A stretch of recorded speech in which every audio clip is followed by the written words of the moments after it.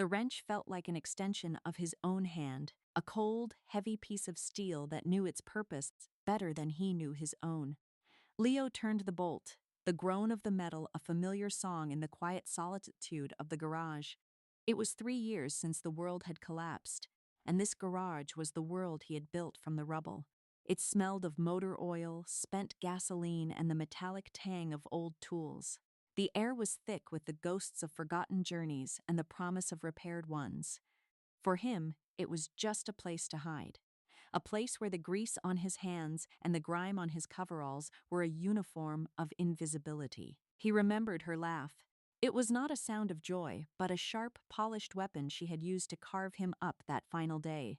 He had been standing in the pristine, white-tiled garage of their suburban home, a home she had called a statement piece.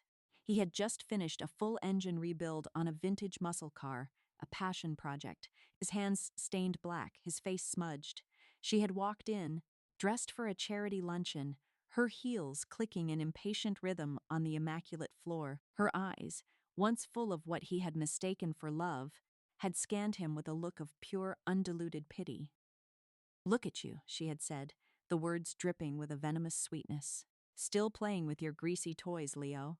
A grown man, covered in filth. My friends' husbands are closing deals, building empires. And you're just making a mess." He had tried to explain, to tell her that this was not just a mess, that it was creation, that the engine was a symphony of moving parts he had brought back to life.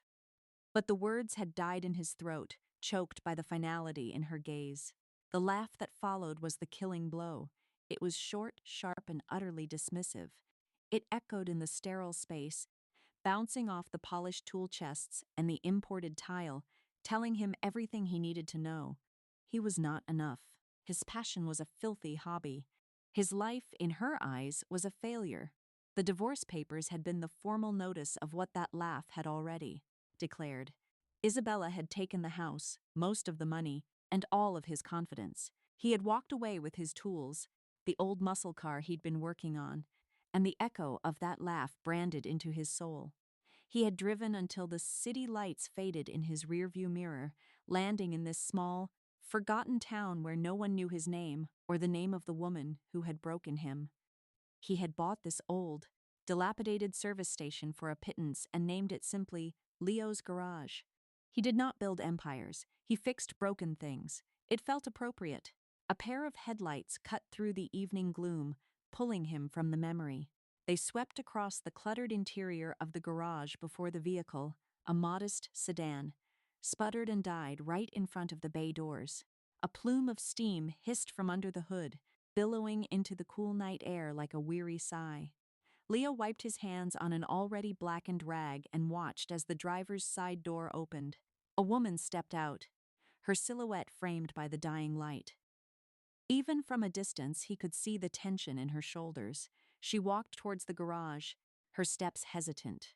Another door opened, and a small child, a little girl, scrambled out and ran to her mother's side, clutching her hand. Leo felt a strange, unfamiliar pang in his chest. It was the furthest thing from the world he now inhabited, this small tableau of domestic crisis. He was a mechanic, a man who dealt with machines. Machines were predictable. People were not. He pushed the button to raise the heavy bay door, its rattling chain echoing the protest of old metal. The door ascended with a groan, revealing him standing there in his greasy coveralls, bathed in the stark, fluorescent light of his workshop. The woman flinched slightly, startled by the sudden noise and light. "Trouble?" he asked, his voice rough from disuse. She nodded, pulling her daughter a little closer. "I think so. It just stopped, and all that smoke." She pointed a trembling finger at the car. "I don't know anything about cars. We were just trying to get to my sister's place in Northwood." "You're a ways from there," he said, his eyes on the steaming engine. "Pop the hood." She fumbled inside the car for the latch, and the hood popped open with a metallic clang. He grabbed a heavy-duty flashlight and walked over, the beam cutting through the steam. It took him less than 30 seconds to diagnose the problem, a busted radiator hose. A simple fix, but not one she could have managed on the side of a dark road. "Radiator hose is shot," he reported, turning back to her. It's a common problem on this model. I can fix it, but I'll have to wait for the engine to cool down first. It'll take a couple of hours. The woman's shoulders slumped in relief, then tensed again in worry. Oh, okay. Is there a waiting room or a motel nearby? Leo glanced at the little girl who was peering at him with wide, curious eyes. Her hair was the color of corn silk, and she clutched a worn-out stuffed bear. The town's only motel was a grim, hourly rate establishment he wouldn't wish on his worst enemy. His own waiting room was just a pair of cracked vinyl chairs and a coffee table littered with 3-year-old car magazines. He thought about just saying yes, about pointing her to the vinyl chairs and letting her wait. It was the simple thing to do, the safe thing. It kept the walls he had so carefully built around himself intact. But then he looked at the child's tired face, and something inside him shifted. It was a gear that hadn't turned in a very long time. I have an apartment upstairs, he heard himself say, the words feeling foreign in his own mouth. It's not much, but it's clean and warm. You and your daughter can wait there. There's a sofa, a television. It's better than sitting out here. The woman, whose name he learned was Clara, looked at him with a mixture of surprise and suspicion. He knew what she saw, a stranger in greasy clothes, a lone man in an isolated garage. He couldn't blame her for hesitating. I'm Leo, he said, offering a hand before realizing it was coated in grime and pulling it back. Sorry, it's late, and she looks tired. He nodded towards the little girl. The girl chose that moment to speak. My name is Lily, she announced, her voice clear and bright. And Barnaby is very sleepy. She held up the bear for emphasis. Clara looked from Leo's face to her daughter's, and a decision seemed to form in her eyes. She saw something past the grease, some flicker of decency, he thought, had long since been extinguished. Okay, she said softly. Thank you, Leo. That's very kind. He led them through a side door and up a narrow, creaking staircase. The apartment was as sparse as his life. A worn sofa, a small kitchenette, a single armchair, and a small table with 2 chairs. But as he had promised, it was clean. He had learned to be meticulous in his solitude. Clutter was a luxury he couldn't afford. It reminded him of a life filled with things and people he no longer had. The bathroom is through there, he said, gesturing to a door. Help yourself to anything in the fridge, it's not much. Milk, some eggs. I'll come get you when the car is ready. He turned to leave, but Lily's small voice stopped him. You have grease on your nose. He instinctively reached up and touched his nose, his fingers coming away black. He looked at the little girl, and for the first time in 3 years he felt the ghost of a real smile touch his lips. Occupational hazard, he said. Downstairs, as the engine cooled, Leo worked with a focus he usually reserved for the most complex mechanical puzzles. The simple task of replacing a hose felt different tonight. The silence of the garage was no longer a comforting blanket but an empty space. He could hear the faint murmur of the television from upstairs, the occasional sound of Lily's laughter. It was a sound of life, and it made him acutely aware of how little of it he had in his. When the car was finally fixed and running smoothly, he went back upstairs. He knocked softly on the door before entering. He found Clara asleep on the sofa, a blanket tucked around her. Lily was on the floor. Surrounded by a few pieces of paper and a small box of crayons he kept in a drawer for the rare customer with a child. She was drawing. She looked up at him, her expression serious. I'm drawing your car, she said, pointing to a crayon rendering of a sleek, powerful-looking vehicle. It was surprisingly detailed. The one under the big blanket in the corner. He froze. Under that tarp was his own car, the '69 Charger he had been rebuilding when his life fell apart. It was his masterpiece, the last remnant of the man he used to be. The man who dreamed of not just fixing cars, but creating them. He had never taken the cover off it since he had arrived here. It was a tombstone for a dead dream. How did you know about that? He asked, his voice barely a whisper. I peeked, she said without a hint of shame. It's beautiful. Are you going to finish it? The question was so simple, so direct. It was a question no one had asked him, a question he hadn't dared ask himself. He looked at the drawing, at the bold, hopeful lines a 6-year-old had used to capture his dormant passion. I don't know, he answered honestly. He woke Clara gently. She paid him for the repair, her gratitude genuine and warm. As they prepared to leave, Lily ran up to him and pushed a piece of paper into his hand. It was her drawing of the charger. At the bottom, in wobbly letters, she had written, "For Leo the carmaker." He stood at the door of his garage and watched their taillights disappear down the dark road. The night was silent again, but the emptiness felt different now. It was filled with the echo of a child's question and the weight of a crayon drawing in his hand. He walked over to the corner of the garage, to the large, dust-covered shape under the tarp. His fingers hesitated for a moment. Then he grabbed a corner of the heavy fabric and pulled. Dust motes danced in the fluorescent light, revealing the matte black primer of the charger. Its lines were aggressive and beautiful, a perfect fusion of power and grace. He had redesigned half the body panels, fabricating them himself. The engine, the one he'd been working on that last day, was a custom-built marvel of engineering, waiting for its final connections. It was more than a car. It was a piece of his soul. He looked at Lily's drawing, then back at the car. Leo the car maker, not fixer, maker. The word resonated deep inside him, striking a chord that had been silent for years. For the first time since Isabella's laugh had shattered his world, he felt a flicker of something other than resignation. It felt dangerously like hope. The days that followed fell into a new rhythm. The memory of Clara and Lily lingered in his quiet apartment, a warmth that the old radiator could never provide. He found himself cleaning the place more thoroughly, as if expecting them to return. He even bought a small bag of cookies and left them on the counter, a ridiculous gesture he couldn't explain even to himself. He kept Lily's drawing taped to the wall above his workbench, a constant, colorful reminder. He started working on the charger again. At first, it was just tentative tinkering, wiping down the engine, checking the wiring. But soon the old passion took hold. He lost hours, then entire nights, under the hood. The feel of the tools in his hands was no longer just a familiar comfort.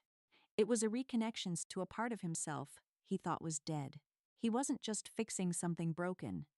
He was creating something new. The roar of the engine when he finally turned the key for the first time was a sound of resurrection. It was his own. About a week later, a familiar sedan pulled up to the garage. His heart hammered against his ribs. It was Clara. She stepped out of the car, a nervous smile on her face. "Hi," she said. "I was in the area, visiting my sister, and I wanted to bring you something." She held out a small, insulated bag. "It's a proper thank you. My sister is a great baker." "You didn't have to do that," he said, but he took the bag, the warmth of it seeping into his hands. "Where's Lily?" "With her aunt. I thought maybe I could thank you properly. Maybe I could take you to dinner?" Her voice was hesitant, hopeful. Leo looked down at his coveralls, at the fresh grease stains from the charger. The old shame, the echo of Isabella's voice whispered in his ear. A grown man, covered in filth. He almost said no. He almost retreated back into the safety of his greasy sanctuary. But then he looked at Clara's face, at the genuine kindness in her eyes, and he saw not pity but possibility. "I'd like that," he said, surprising himself. "Let me just clean up." That dinner was the first of many. They talked for hours, sharing stories of their lives. He learned that she was a social worker, recently divorced herself, trying to build a new life for her and her daughter. She had a quiet strength and a deep well of compassion that amazed him. He, in turn, found himself opening up in ways he hadn't with anyone in years. He told her about his love for cars, for the art of creation, for the beauty of a perfectly tuned engine. He didn't tell her about Isabella, not yet. The wound was still too raw. Clara and Lily became a regular presence at the garage. Lily would sit for hours drawing fantastical cars while he worked, asking him endless questions about carburetors and camshafts.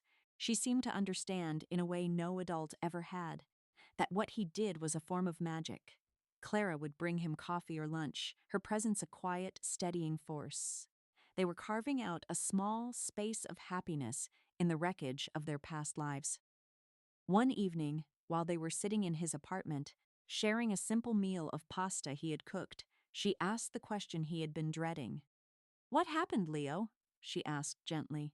You talk about cars with so much passion, so much knowledge. You're not just a mechanic, you're an artist. Why are you hiding out here in this tiny town?" He looked away, the old pain tightening his chest. He could lie, he could make up a story. But looking at her, at the trust in her eyes, he knew he couldn't. He owed her the truth. So he told her everything. He told her about Isabella, about their life together, about his dreams of opening a custom design shop. He told her about the money he had saved, the business plan he had written, the ambition that had once burned so brightly inside him. And then he told her about that final day, about her words and about the laugh that had extinguished his fire. He finished his story and sat in silence, waiting for the judgment, the pity, the confirmation that Isabella had been right all along. He was a fool who played with greasy toys. Clara didn't say anything for a long moment. She just reached across the table and placed her hand over his. Her touch was warm and firm. "She wasn't laughing at you, Leo," Clara said, her voice soft but fierce. "She was laughing at herself. She saw something in you she could never have, something real and passionate. And it scared her, so she tried to destroy it. People like that, they don't build anything. They just tear things down." Tears pricked at the corners of his eyes, hot and unfamiliar. He had not cried when she left. He had not cried when he signed the papers. But the simple, profound acceptance in Clara's words broke down the last of his defenses. She saw him, not the grease, not the failure, but the artist, the maker. "I've got this," he said, his voice thick with emotion. He stood up and walked over to a locked footlocker in the corner of the room. He hadn't opened it in 3 years. He fumbled with the key, his hands shaking, and lifted the lid. Inside was a collection of sketchbooks filled with hundreds of intricate car designs, and they were bold, innovative, beautiful. They were his dreams committed to paper. He brought them over to the table and opened one for her. She gasped.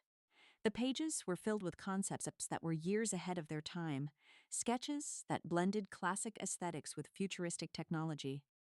"Leo, they're incredible," she breathed, tracing a line on one of the drawings with her finger. "You have to do something with these. This is who you are." That night, something fundamental shifted inside him. The ghost of Isabella's laugh began to fade, replaced by the quiet confidence in Clara's voice. The garage no longer felt like a hiding place. It felt like a sync point. He started small. He finished the charger, painting it a deep, metallic cobalt blue that seemed to drink the light. It was a rolling piece of art, a testament to his skill and vision. The first time he took Clara and Lily for a drive, their laughter filling the car, he felt a joy so pure it almost hurt. He began taking on more ambitious projects at the garage. He didn't just fix cars anymore, he transformed them. Word of mouth began to spread. People from neighboring towns, then from across the state, started bringing him their vehicles. They came for his meticulous attention to detail, for his innovative ideas, for the artistry he poured into every project. His small garage was becoming a destination. He hired a couple of young, eager mechanics to handle the routine repairs, freeing him up to focus on the custom work. He converted the second bay into a dedicated design and fabrication studio. The money started coming in, more than he had ever made before. But it wasn't about the money. It was about the work. It was about reclaiming the man he was meant to be. He and Clara fell deeply in love. It was a quiet, steady love built not on grand gestures but on shared cups of coffee in the early morning, on the easy silences of two people who understood each other, on the shared joy of raising Lily. He moved his things out of the Spartan apartment and into the small house she was renting on the edge of town. For the first time in his life, he was building a home, not just a house. One afternoon, a gleaming, top-of-the-line luxury sedan pulled into his lot, the kind of car he hadn't seen in this town since he'd arrived. A woman in oversized sunglasses and a designer suit stepped out, her expression a mask of impatience. His blood ran cold. It was Isabella. She didn't recognize him at first. She saw the bustling garage, the impressive custom cars parked out front, and strode towards the office as if she owned the place.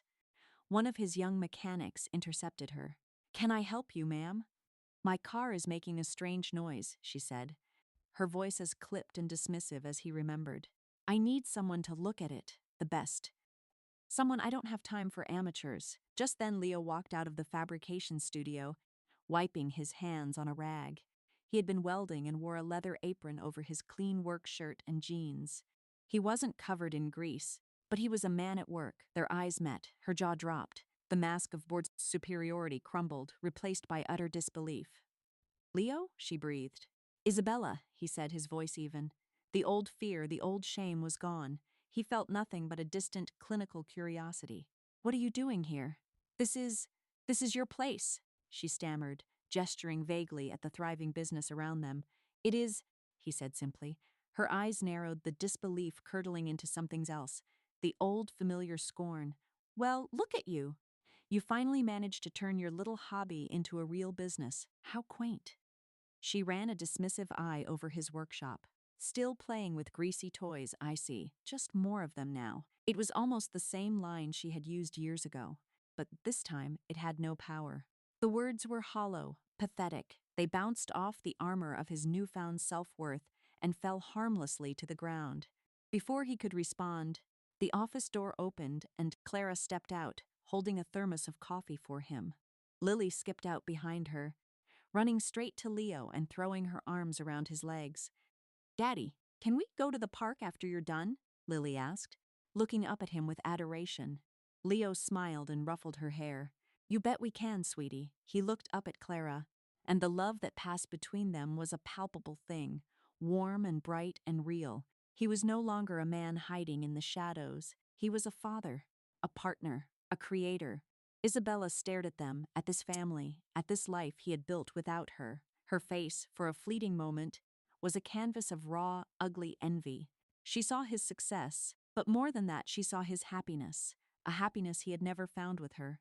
Clara looked from Leo to Isabella, her expression calm and knowing. She didn't need an explanation. She understood exactly who this woman was. She simply smiled, a small, confident smile, and squeezed Leo's arm. I'll check on your car, Isabellas, Leo said, his tone professional, distant. He was no longer her broken husband. He was the owner of a business she needed something from. The power dynamic had irrevocably shifted. My lead mechanic, Tom, will take a look. We'll let you know what we find. He turned his back on her, putting a hand on Lily's shoulder, and walked with his family towards the office, leaving Isabella standing alone in the middle of the lot, surrounded by the evidence of a life she had once deemed worthless.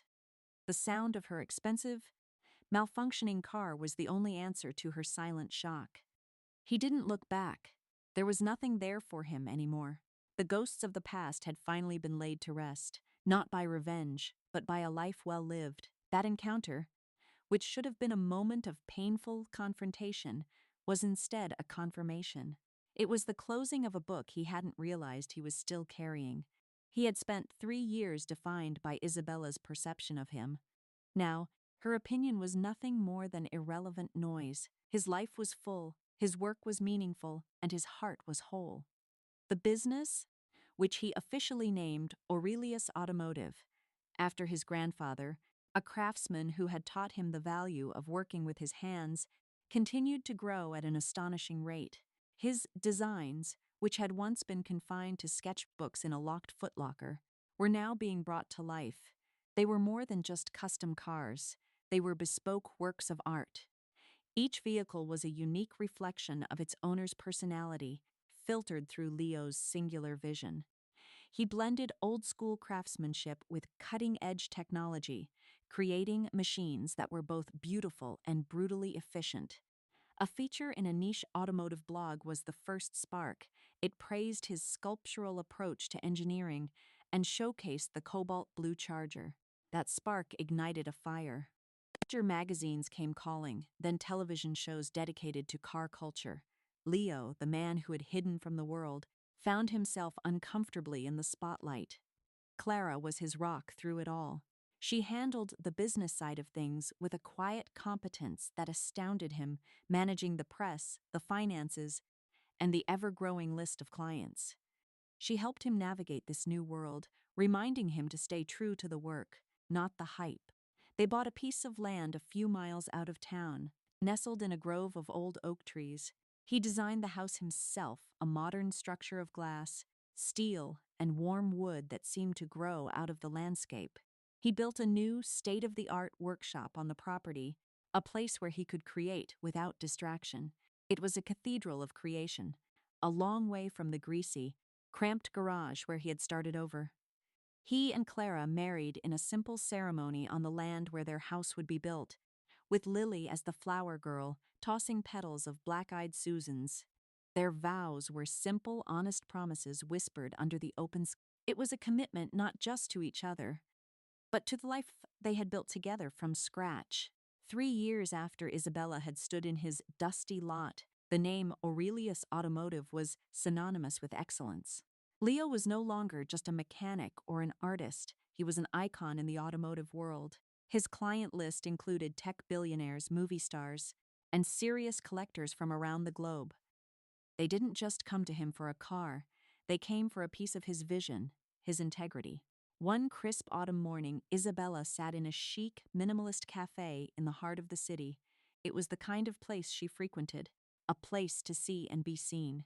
She was between appointments, idly flipping through a glossy business magazine, the kind her second husband, a real estate developer, left lying around their penthouse. She sipped her overpriced latte, a bored expression on her perfectly made-up face. She turned a page, and her hand froze halfway to her mouth. There he was. On the cover, it was a powerful photograph. Leo stood in his spectacular workshop, light streaming through the massive windows behind him. He wasn't wearing greasy coveralls, but a simple, well-fitting dark shirt and jeans. His hands, clean but forever marked by the hard-won calluses of his craft, rested on the hood of his latest creation, a car so beautiful it looked like it had been sculpted from liquid midnight. But it wasn't the car, or the workshop, or the bold headline. The mechanic who reinvented the wheel, that made her breath catch in her throat. It was the look on his face. He was smiling, a genuine, easy smile of a man completely at peace with himself. And standing beside him, her hand linked with his, was Clara, looking radiant and strong. Tucked in front of them, beaming, was Lily, no longer a little girl but a bright-eyed young lady. They weren't just posing for a photo, they were a family, solid and unbreakable. The caption below the photo read, Leo Aurelius with his wife and business partner, Clara, and their daughter, Lily, at the headquarters of his multi-million-dollar custom shop empire. Isabella stared at the image, her world tilting on its axis. She read the first few lines of the article. It spoke of his genius, his uncompromising vision, his integrity. It called him a blue-collar visionary who had built an empire not on deals and leverage, but on raw talent and hard work. It mentioned in passing that he had started his business in a small one-man garage after a difficult divorce. A bitter, acidic taste filled her mouth. The laugh. She could hear it now, her own sharp, cruel laugh echoing from a past she thought she had buried.